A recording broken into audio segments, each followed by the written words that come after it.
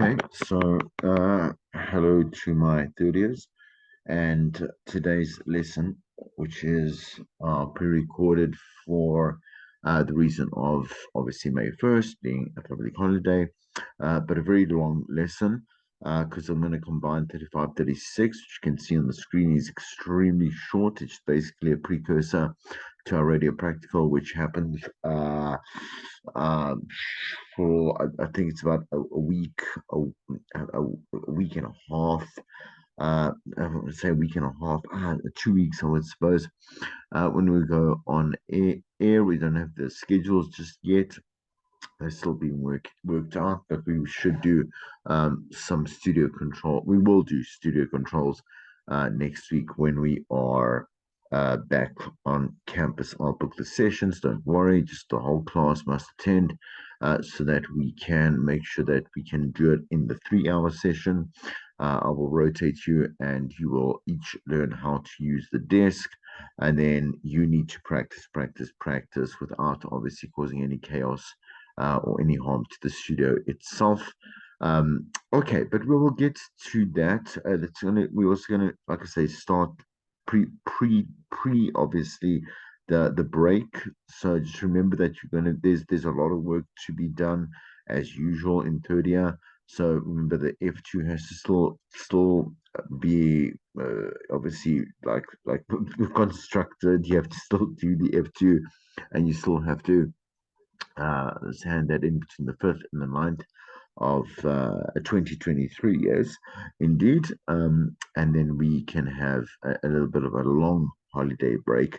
And if anything at all, you can always contact me. Okay. I just want to explain to you as to just what you need and what we will be doing. So what happens is during we still have to have classes in between. We have to have classes. So for example, let's say like a Thursday would be a good time to continue with, let's say, our practical classes, but practical theory. So let's look at the stuff that we have kind of covered. So content for shows, the playback system, and the desk, and obviously the environment will be covered when we see each other next week. Getting playlists ready so that you can draw from your formative one. Alternatively, what probably will happen is that BMH Radio will refuse to cater their playlists. And so the thing is that you will just use the music that is there, except you will then at least order it around and obviously reorder it in a way that obviously reflects like a good balance, like you were taught, but also, again, like you had executed in terms of like constructing those clocks, including obviously the rotation correctly. And that's that. So loading playlists, not something that you're going to be doing. Um, because again, once again, we'll be using the library that is already at BMH Radio. Creating imaging for shows is a definite. Okay, you have to be able to create at least one dry and one wet jingle, like ID for the station. I kind of try to not create ones that are DJ IDs, like presenter IDs. If you are going to, you have to then also additionally create feature imaging, definitely for that. So those are the things that I'd like you to obviously have as outputs. So news we are going to cover in class, and 10 to 1 it'll be this week. So what I'm doing is there's a whole bunch of lessons that are on Cole campus, right? So we're currently at lesson 35, 36. I think I've loaded up to about 10 more lessons ahead. We will jump, let's say, to the news. It's really important, obviously. You as journalists yourselves need to know how to write and compile news for the different platforms, and so in this case being radio, practicing compiling, writing, reading news, sports, traffic, weather, business, financial indicators, and all that's in between, and how to obviously move from understanding top stories to your lead writing, to your international stories that are important, and your tail enders, which are the lighter stories there between that. Okay, so we will cover in terms of the logistics of running a 24-hour radio station, but I don't think it'll be covered before, let's say, you going on air. That's something that will do post, obviously, the broadcast.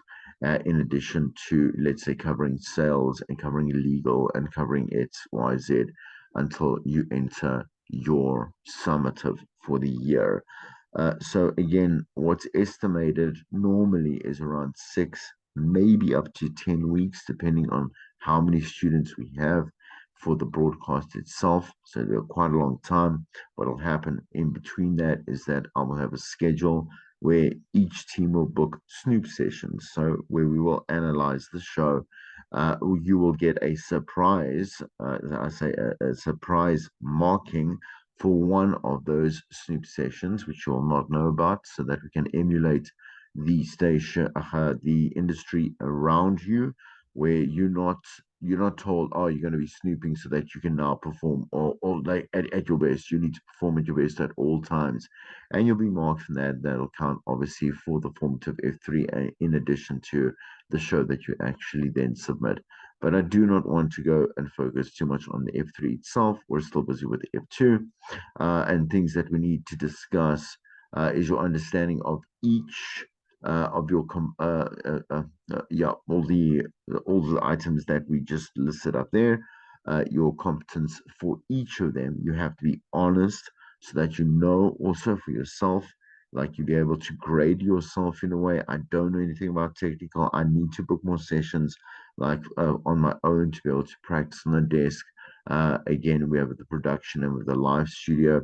We will be broadcasting in line um, with Durban, as well as the BMH team, as well as Pretoria. So there'll be kind of a rotation between the two studios as well. And you'll have to book time around that production studio specifically to practice. Right. Declare any additional skills like editing that are to be committed to by yourself. So we have I have I'm not I don't doubt fellow lecturers. Like I know that all of us are of a high standard and we know what we're doing. So when students say that they don't understand how to do sound editing, sound/sound engineering, and that the basics were only taught for them, that's kind of the common stuff that kind of come in. They don't really know what they're doing. Um, like you must, I can only take that with a pinch of salt. I'm not saying that I don't believe you, but there's no reason to now have to believe you because I wasn't there and I wasn't in those classes, and I don't know the extent of what it is that you either decided to commit to yourself, or, of course, that the lecturer has given you as a syllabus, right? But it is very important that you cannot avoid editing, sound editing, basic sound editing, because your show has to be found to include clips, sound bites, let's say pre-recorded interviews, whatever can color the show and add value and obviously make it rich. At the end of the day, my favorite words, right?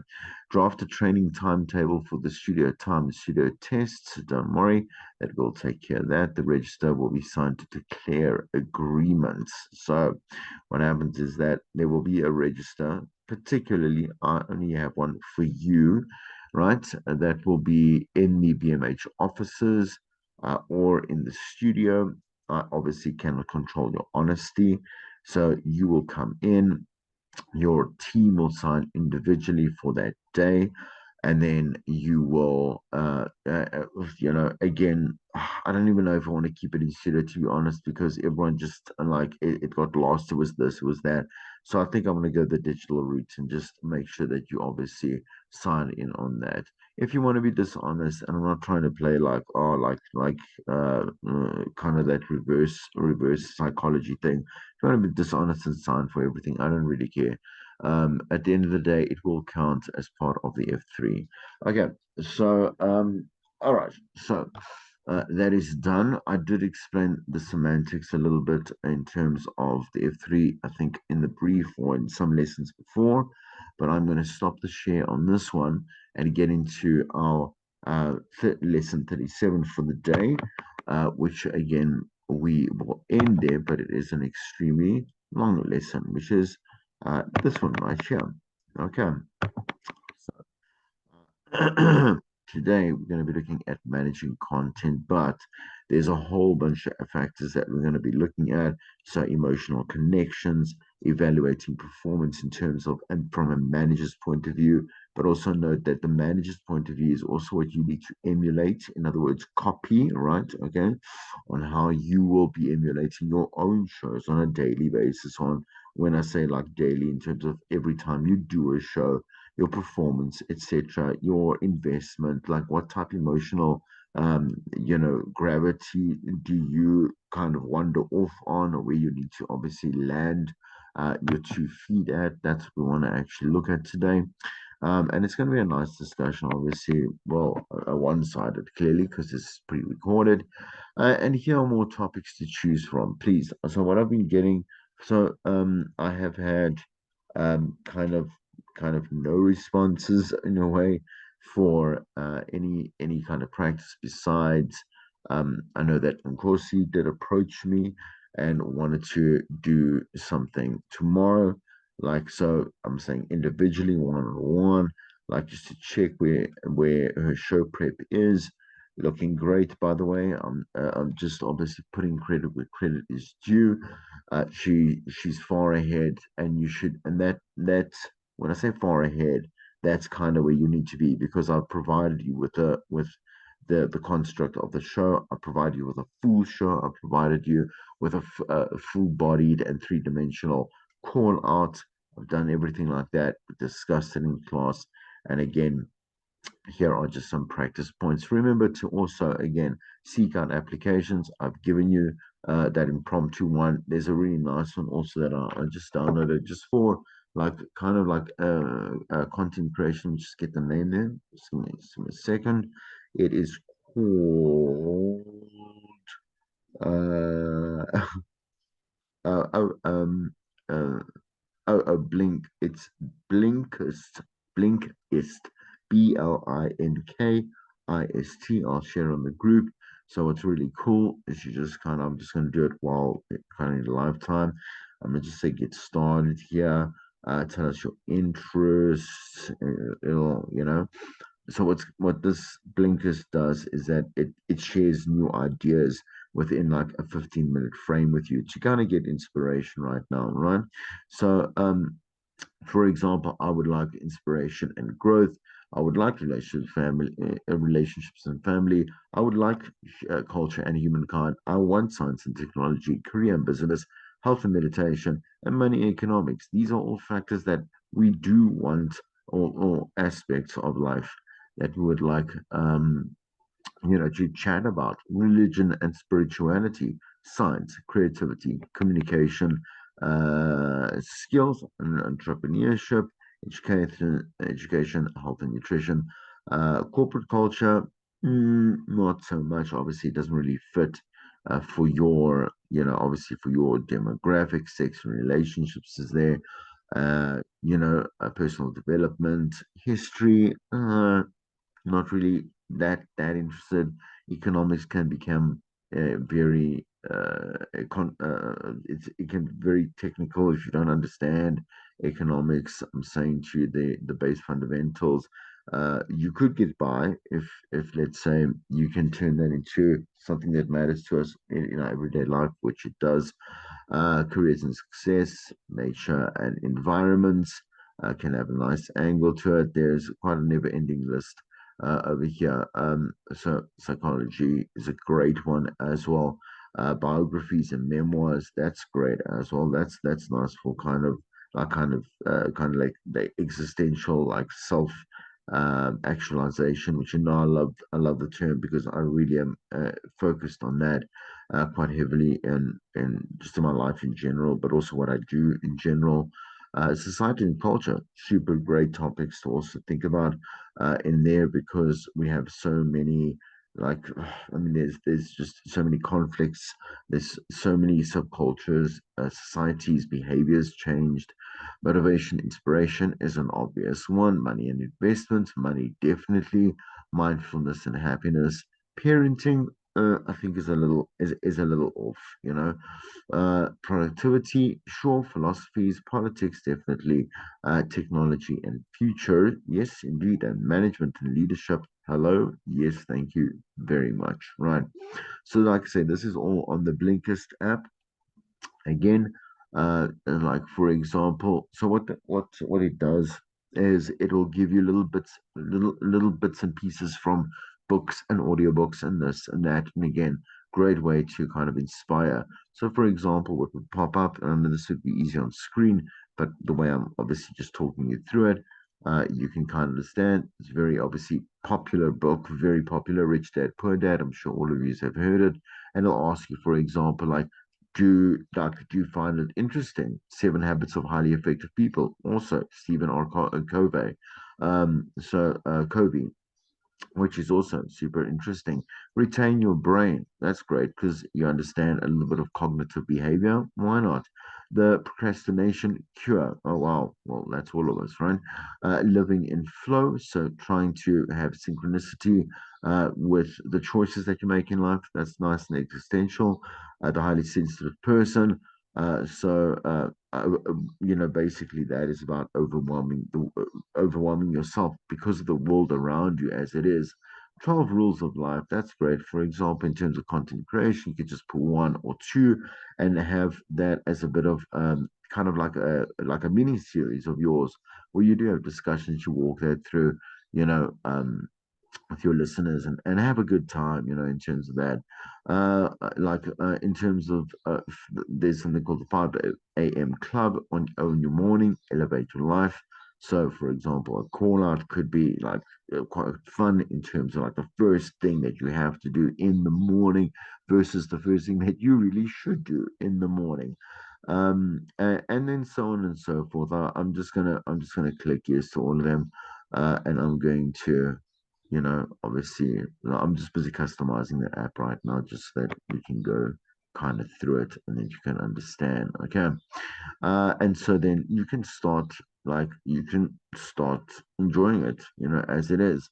So there's a little bit of a free trial on that, and that's great because you can just keep uninstalling it and reinstalling it again. Um, and yeah, you can continue from that. There are many apps that are exactly like this as well, which is great. They're fully free, and all you have to do is rather than keep on scrolling in the deep black hole of the Google Store or the iPhone something Apple Store.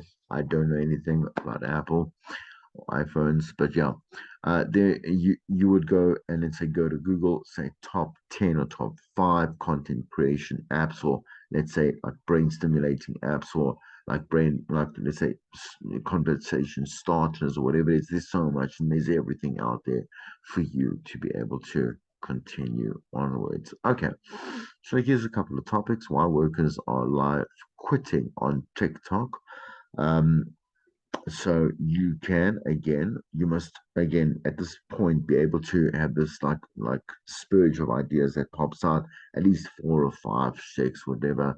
You have been taught in second year about the brainstorming sessions you should have with yourself, where no idea is wrong until you go and obviously qualify it and then evaluate whether or not it is worth something in terms of your listener, the station, again, the demographic, like their lifestyle, etc., etc., etc., time of day, and obviously day of the week, etc., and month of the year, right? Okay. So, is friendship as beneficial as love? That is okay. I mean, like, I'm just gonna go through them. Should we limit teens' social media use? Okay. So quite straightforward. Don't ever take, for example, these exercises that we always introduce for every lesson are not so that you can go and take that exact call out and then obviously start blabbing on about it. You're supposed to take this and then change it into something much better because these are very these are very direct questions with direct answers. So don't do that. Go and take them and be like, okay, great. Let me go and see the live quitting because I personally haven't seen that. I really despise TikTok just because it's kind of like again this pool of of just complete lies and like orchestrated dramatic effect, etc. Ooh, my Mary Magdalene movie has just downloaded. And so I don't enjoy it at all. Um, but you can go and like let's say if I was going to do this on air, it's quite a cool topic as well. Because we want to see obviously the mindset behind what is going on. Let's see some of the reactions as well, which would also cause us to maybe think about how we are overreacting these days. But more so than that, you understand. So for a personal experience, I can see that from this, from that, from let's say a boss's point of view, or a friend's point of view, a mom's point of view, a child's point of view, whatever it is. Okay, I can spin off something really cool and really great for that. Okay, let's get into the class, right? So, emotional connections. Again, there has been a lot of talk about this in our many, many lessons. And again, some of the stuff I'm going to just kind of breeze over. And obviously, the rest I'm going to have a conversation, right? So we can't expect people to be that predictable that they are kind of like living robotic lives, right? So, rational decisions are based on data comparisons and objective evaluation at the same time. This is for a person, right? So, but listeners make irrational decisions when choosing products, brands, and radio shows. So, the listeners, people, okay. So if you have, for example, I say rational decisions are based on data comparisons and objective evaluation. Like when you're in the right state of mind, well, not the right, that's unfair to say, because again, emotions are very important to us, and they do dictate really the large majority of what we do. But we can think pragmatically and logically on how we do and act and feel if we give it a little bit of time. And at the end of the day, most of us, on most occasions, make decisions that are based on whether there's enough pros versus whether there are enough cons. But there is a process between that, between those 2 points. And so again, like I say, choosing what we want to do and what we do eventually is two different things, right?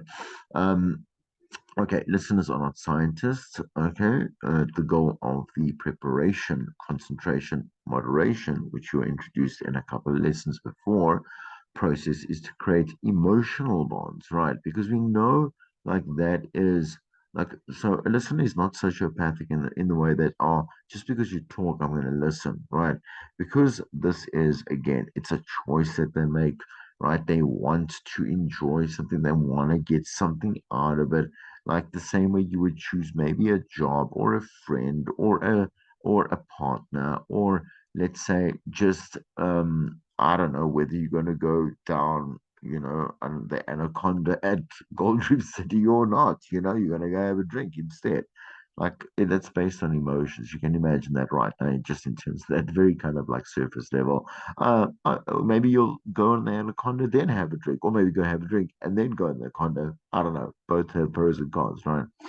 Anyway, and listeners may forget what you say, the music that you play, the top story, most definitely, obviously, because that is kind of like a timestamp thing, and like how it's making us feel at that moment. But if you do connect, they have a good time, they like that, it's going to have a little bit of a lasting effect, and that's really how you get into their system, under their skin in a good way. This is the difference between personalities and then DJs. So DJs, jocks, right? Okay, are the announcers of the radio world. They are the ones that kind of play music and they kind of doing a little bit of like a showy show, right? Where there's kind of very little beyond the surface of them. Where personalities understand that the immediate emotional connection has to come from that kind of empathetic but humane, obviously, and very like surface level connection that we make with them. How you do that is an art. It's an art. It's an art form, just like anything else within the craft or art based industries are. Okay, you have to practice at this again. Everyone has to practice this on an ongoing basis because life gets in the way. When I say life gets in the way, you also grow up and you also are affected by like external changes in your life and effects and trauma and happiness and that will change the person that you are, but it can't change, it mustn't change the person that you I want to say that the person that you are is the person that you act out on, but there's always like a core essence of you that understands to whatever majority joy, anger, love, hate, envy, and sorrow, etc., and then can again translate that on air in a very effective way. In this case, we're going to talk about life in general, right? Okay, appealing to emotions. So like it's my mom's birthday today. I'm going to use her as an example just because she loves game shows. Like, and I laugh at that because the thing is, like, I walk in, it's either cooking channel, like it's either the dubbed uh telenovelas, which was actually super entertaining and always have extremely good looking people. So it's always it's always like it's a pleasure to watch and enjoy. But anyway, or there are it's BBC and all their like endless amount of television game shows, right? But um, like the game shows a case study or a case example, right? It's greed. Like the thing is that we have to be able to look at, let's say, any talk show. I think who wants to be a billionaire or millionaire is back. I'm not sure. Yeah, it's not being received very well at all. But anyway, it's a great game show, a TV game show. And the thing is, again, if you look at the construct of Who Wants to Be a Millionaire, there is enough temptation there, and there is chance and risk and all that type of stuff where you're like, like I know the answer to that, and then you see the person go and wrong answer. They find a friend and they give them the wrong answer. And, you know, like that type of involvement and connection on shows like that. Reality TV, for example, like I say, Big Brother, Survivor, The Amazing Race, the really big, like the legacy. The legacy reality shows are based purely on constructing chaos, right? And chaos is brought on by people, and people within chaos causes us great entertainment, right? And that's why the formula always works. Those shows they've been around for decades now, right? And the thing is that all the time their ratings never go down. So you must think about like as different aspects of how we play with and I say play into a person's behavior and emotional connection with the world around them, and then utilize that to make good shows. When the viewer is made to feel good about themselves, the show has succeeded, you know, so we can validate them, we can have a great conversation that motivates them.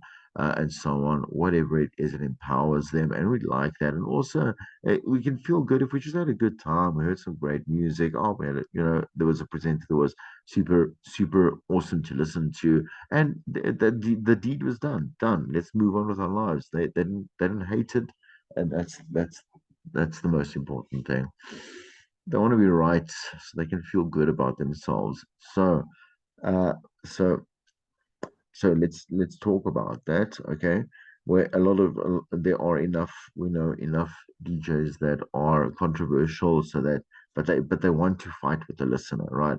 Like fight, not discuss, not argue. So both discuss and argue are healthy things. Where, for example, like let's say you have the correct point of view and your listener it doesn't, you will create discussion and an argument, a healthy argument, a public debate in a sense, right?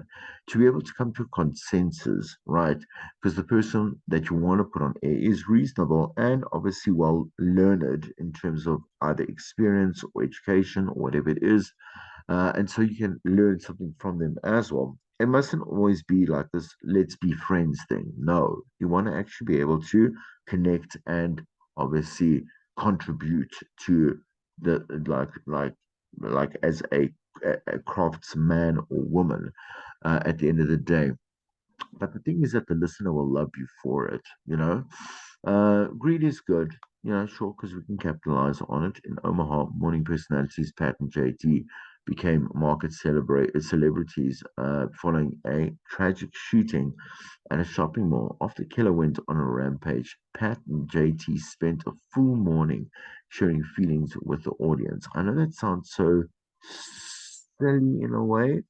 It is, yes, taking advantage of a very, very, very sensitive and a very, I mean, a devastating situation. But the thing is that the DJ is like you're going to hear when they're being fake, but in this year, they they were sharing feelings of like obviously like like reality, like their own reality. They were being vulnerable, which is what you teach you to be, and so on and so forth. Which is why we don't want them to become. We don't really want them to cry on air and this and that, whatever it may be. But if it does happen for a moment, that's cool. That's great. Nothing must be orchestrated and kind of put on because anyone and everyone can tell whether you're faking anything and or everything. They take phone calls for 4 hours on the show, on that particular show, and the audience just cried with them, and they were frustrated and they were angry, and why? And this was, and we know this happens all the time, everywhere around the world, on a more than once or twice, I don't know, 3 times a day. I'm not sure on the stats, but you understand what I mean. Like but we want to pick these out to spotlight what is happening in our community and as a narrative for the world around us. One caller told them of a dream the night before. The mall was covered in snowflakes to commemorate the tragedy. Appealing to emotions also means spring into action. Pat and JT made the dream a reality, helping the community bring. That is, I mean, that's really cool. So they did the snowflakes, like they constructed little paper snowflakes. They did it as like a tribute to kind of a healing process. That was super smart. So they didn't just use that kind of time to be like, oh, like devote our show to this tragic incident and then move on with our lives. And tomorrow we're going to talk about like what tickles your fancy. It's not one of the way that follow through and dedication. That means they had a true connection of empathy with what had happened, whether they were in the mall or not. Yeah. All right. Let's go to. Oh my word! Let me just quickly do this. This is supposed to be something else. Becky's house. Oh, the case study of Becky's house. Let me just increase that so you can see.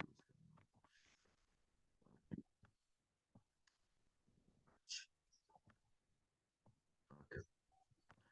Because each personality is unique, obviously we'll know that we need to capitalize on natural aspects of ourselves and that we have to, let's say we do have a team, they have to complement one another and be able to kind of provide a larger, obviously like a larger whole, than just the one and the one plus together, right? So in other words, bringing more value out of just the additional summative of whatever that they constitute, right? One day listeners are laughing at their quick wit and the next day crying about it. The show is genuinely funny, but humor is only one emotion, right? So when it's funny, make it funny, have a good time. When it's not, don't. When they find it, they take advantage of the story opportunities. And during a segment featuring a relationship expert, a woman named Becky called about escaping an abusive relationship. Jeff and Jer didn't just refer her to an agency and move on. They allowed her to tell a story. They became friends and invited listeners to take a personal stake in her future. In other words, how to protect her, or whatever it may be. We've obviously seen this kind of thing in Ask a Man, very much so. Kind of phone in, the listeners come in, and so why like Ask a Man was, and maybe not as big as it was, or as successful as it was, only because of the effect of Bonang herself just being there. Um, Let me just decrease this so you can actually see what's going on. Right. But the concept works, and so it's there to obviously take this in this situation. I like instead of the Oscar Man feature, because it has so many risks of obviously kind of like a backlash, in many different ways. I'm saying to the station itself, and obviously danger to the listener or whatever it may be, because of bad advice, or I don't know. And because again, I've said this before, the DJs are not professional psychologists or like social workers or whatever it is, and they hardly actually ever enlist the help of a professional, which is really not clever. And it's irresponsible, right? This is better because it's a once off, and it had to do with something that obviously the presenters understood and knew was out there, spoke to the woman, and were able to control the limit of how much they were involved in. Once listeners cared enough, obviously, about this, the long term campaign resulted in Becky's House, a shelter for victims of domestic abuse. There's one thing that you should notice here: it's follow through. It's follow through. Don't let, like, all content can live, but some content can live on for quite a while, which makes it super, like, one of those things that we've covered before in uh what's his name now, man? But it was uh, do, like, let's say one thing per quarter hour that's needed, and uh uh kid kid kid something kid damn it man, Kid Kodak, something like that. Anyway, I'm terrible at names. I told you this before. Anyway, the thing is that it would be on the lower, obviously, prong of that, which is do one thing year that is legendary. You understand? And this is like a legendary thing because of the follow through. And obviously, again, it kind of like cause and effect, ripple effect. People are getting into it.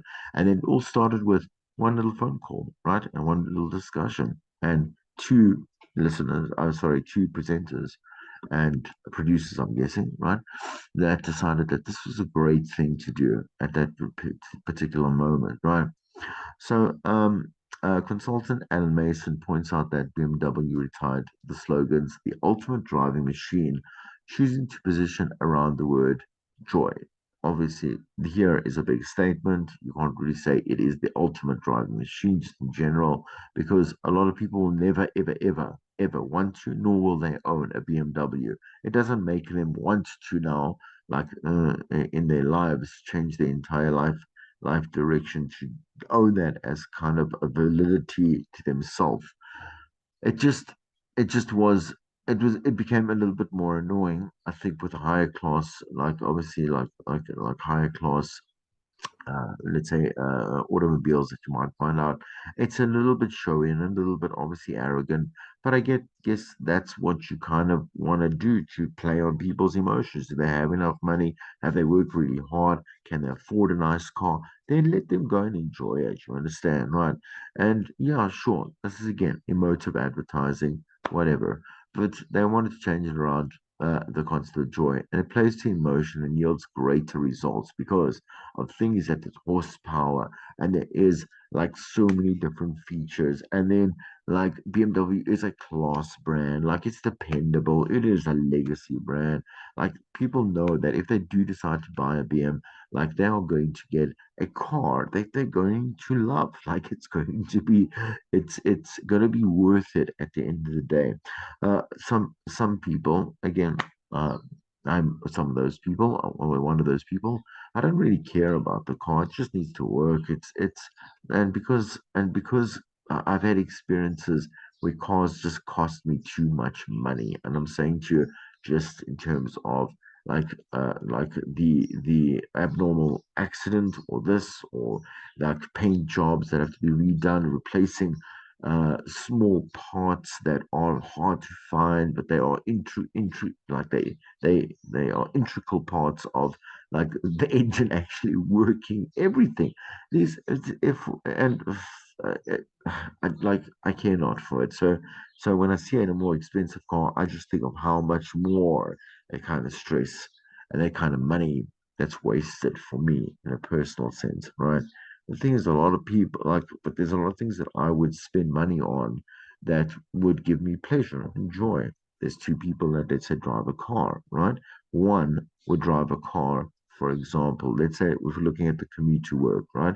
It's a long commute, there's traffic, there's gridlock, whatever it is. You spend a lot of time in your car. The one wants to actually spend it like and have a bit of a luxury feeling to take their their mind off the stress and anxiety and irritation of let's say traffic and the commute and whatever it is. The other person is saying, look, I am better for it in this traffic with everything that needs to work, it needs to work, right?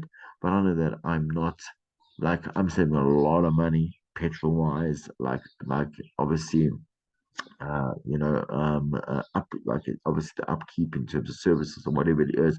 Like, and this car is doing what it needs to do. Like that is putting some joy into my life and some relief. And so again, we are driven by once again, like we saw in the lesson, very different desires, um, but all can work. Okay, so there's just more on Becky's house. So, uh, uh, emotions are art, not science. Okay. Yes, everything can be a science and is a science because there's a construct to it. Like emotions still operate around at the very base level and kind of like micro level around certain structures. Sure, all right, and you can also be able to tell a lot of patterns that are happening, but it is more in the art sphere in the sense that it is expressive, right? And the science sphere, which is more obviously like kind of like factual, I would say, kind of like solid data, obviously data prevalent, whatever it is, right? So everyone has a moment in life when they can't put into words how they feel. They just know it. Normally, we put on a song that kind of makes us cry or makes us feel better because we just there's just something about like today and right now that we don't want to put words to. There's too much happening there, or there's something too base and too primitive and kind of primal that rather a piece like art and expression and whatever it is. You go and like paint something, you create something, you listen to something, whatever it is, can do so much for you, right? So much more for you. It's subjective, it's vague, it's difficult to measure, and so we have to uh, be able to open interpretation to it. That means that it requires belief, commitment, and vision. Okay. So I'm going to no, I want to get to let's say I just want to get to slide 15. I'm going to do it in two parts here. Okay, so how to connect. Michelle Stevens has a grasp of the art of connecting her radio brands with the audience, and she outlines these laws of leveraging. So, being in touch with the psychology of your audience is talking about the things that they talk about. We're not going to carry on about stuff we've said a million times. When you identify the lifestyle emotions demonstrated, of course, like that's the thing. Prepping for a show, you need to look at what they're doing, make sure that you reflect it and add some value, right? We usually hear station hype itself in many different ways, but it's also important it's almost impossible to overhype your listener, right? They're not going to get so excited that they just cannot wait. Like, for example, everyone was killing each other at certain movie premieres, big blockbusters. And for example, that's kind of like overhype, you understand? Radio doesn't really have that feel. Spend some time profiling specific listeners, as you've learned. This would not be unique, but would serve as a not only be unique, but serve as a positioning guide for the rest of your audience. So we're going to look at the different laws and that are really cool, very interesting, that you must apply to looking at many aspects of how you can create great radio. The law of bonding. So don't speak obviously at, right, speak to, but also being able to acquaint yourself with who this complete stranger is immediately, right? And so you have to really understand people. Speak to a listener as a companion and don't force the emotion. Just let it come, man. Just let it come. And from either way, from your side and theirs. So I've spoken briefly about my love for Oprah, but also my respect. That love is built-in respect for being such a humongous, again, like quite a few that we can actually kind of, I don't know, count on two hands, right? Those being like Piers Brosnan, not Piers Brosnan, that's an actor, Piers Morgan, and Larry King, and so many more of these highly skilled, like highly effective, and extremely successful for those reasons. People that we can look in the broadcasting industry and say, "Wow, they're like we should look at them for some kind of inspiration to learn from." I'm saying, don't idolize someone in life, otherwise you put yourself second, which is not good. All right. Anyway, so she is obviously one of the wealthiest people in the world, but that doesn't matter. She has probably one. She's probably one of maybe three people in this world who has the most power in her being, because if she had to, and when she does, like let's take a book club for example. I'd always be in it because I fell for that, man. Like she would say, "Oh, this book is amazing, you should read it," and whatever.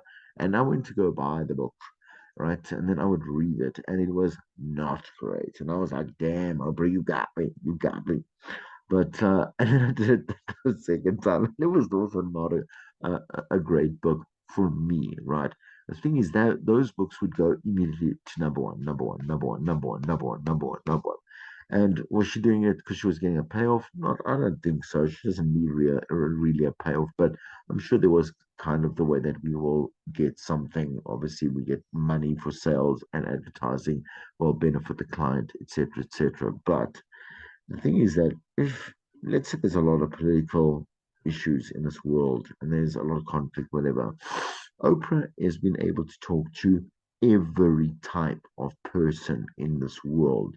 I'm saying to you, race, gender, like class, everything, like age, whatever it is, and people listen. Like if you look at if you watched any of her shows and anyway watched any of her mini series that then obviously would put on Netflix, whatever it may be, it doesn't really matter, but more the talk shows, right? You would see so many different people in that audience, the people that were watching, the people that you would, let's say, Skype to, whatever it may be, back in the day, and put live on as like kind of like around tables, man. Like you would see, yeah, like everyone would talk the Oprah language. So if she had to say anything, people would do. Unlike any one of our political leaders in this world, any one of them, she would talk, and they would do. You know, so not like brainless or mindless sheep. They would do it because she would have the power and obviously the backing for that to convince them to do the right thing or her thing if she did actually decide to do that. That's why you don't see Oprah in any kind of like um I say like right wingist political standing or whatever it is. Not, I don't know Oprah personally. I don't know if she's a great person or she's a good person. I like that she's, again, obviously she is faithful and she has obviously she's Christian, etc., which is real. I mean, it would have been tested slash scandalized in some other way. People also have attacked her just like every other celebrity and tried to expose many different areas of her. Didn't really stick, People still love her. At the end of the day, what I'm trying to say is again, if she wanted to take a stance of power, not to be a political leader, but just to influence the world, she could quite easily do that across nations and cause a bit of problems if she wanted to do it in the incorrect way. Okay, the law of shared experience. So again, remember to incorporate the world around you. Okay. So look at, let's say, the things that you're going through. Look at things that your friends are going through. Look at things that you had trouble with, or that you struggled through, or that this newfound glory of power and self-empowerment. Like note note what you're living through. Be more active and more aware of how your life is so incredibly rich with experiences, and translate that to ways and means and products and formats, whatever it is, I don't know, right? Cultivate into something that they can touch and feel in your conversations with the listener, right? Because 10 to 1, they're human beings. Yes, they are. That's 10 to 1. Um, and they've experienced the same thing, or they've experienced something similar, right? The law of balance. So humor, tragedy, social awareness, social issues important to your community. Balance at the end of the day for your show and for you as a human being. The more you do radio, the richer you do become, actually, because of the fact, and this is not again like a thing of favoring radio because I love it, but the thing is that at the end of the day, man, because you're exposed to so many different things, and your job is to expose yourself to many different things, you become extremely rich. And again, learn it as a human being because you're doing this actively and because you want to as well. Little storytelling. So, speakers, screenwriters, songwriters, politicians, everyone knows how to tell a good story of these type of people, including you, where you can see with your ears, right? Okay. Simplicity. Don't overcomplicate things. Don't talk at or down to listeners, right? Don't make overcomplicated productions, in terms of when you produce your segments, whatever it is. No inside jokes, no cliches, no meaningless radio words that might complicate the message. The law of character definition. Establish roles, character, and personality for each person on the show. And again, this will help obviously grow, as we have discussed in previous shows, not shows, man, lessons, why this is super important. You know why it is definitely advantageous for that team, right? To really hone in on their own personal role in that show to make it grow and be, you know, just this amazing product, right? The law of presentation. So plan with your head, perform with your heart and soul. There is no replacement for passion. Okay. One more law. So all great things in life combine the extremes of losing, of loose and tight, right? Structure breaks tightly, yet sound relaxed. Okay.